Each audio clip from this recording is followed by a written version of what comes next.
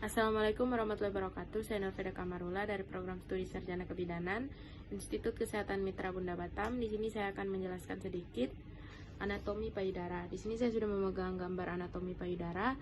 Nomor 1 adalah bagian korpus. Nomor 2 ini adalah bagian areola. Nomor 3 adalah bagian papilla mamae.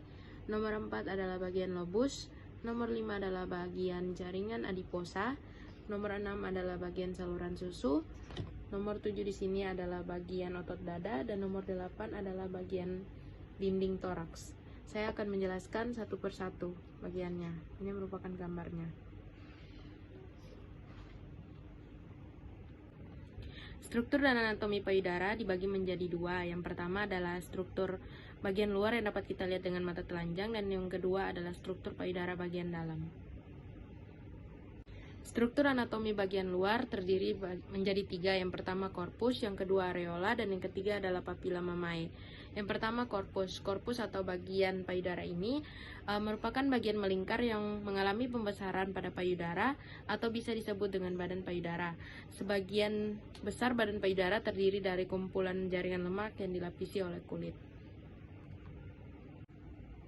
Areola. Areola merupakan bagian hitam yang mengelilingi puting susu.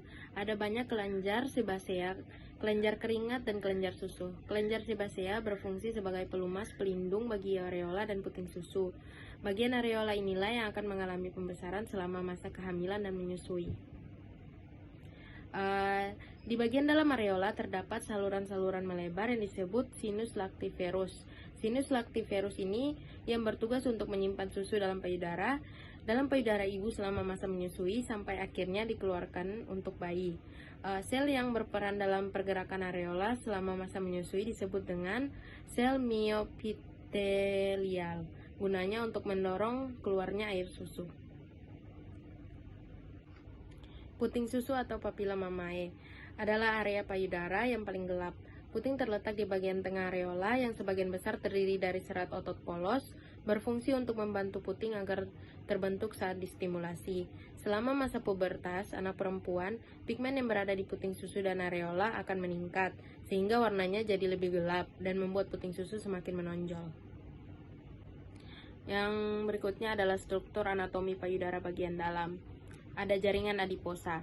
Di sini sebagian besar payudara wanita terdiri dari jaringan adiposa atau yang biasa disebut sebagai jaringan lemak. Jaringan lemak terdapat bukan hanya di payudara, tapi di beberapa bagian tubuh lainnya.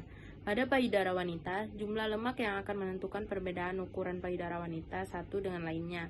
Jaringan ini juga memberikan konsistensi yang lembut pada payudara. Lobulus dan saluran susu. Lobulus merupakan kelenjar susu, salah satu bagian dalam penyusun korpus atau badan payudara, yang terbentuk dari kumpulan-kumpulan alveolus sebagai unit terkecil produksi susu. Lobulus yang terkumpul kemudian membentuk lobus. Dalam satu payudara wanita umumnya terdapat 12-20 lobus. Lobus dan lobulus dihubungkan oleh saluran susu yang membawa susu bermuara ke puting susu. Pembuluh darah dan kelenjar getah bening. Pembuluh darah dan kelenjar getah bening juga merupakan bagian yang menyusun payudara.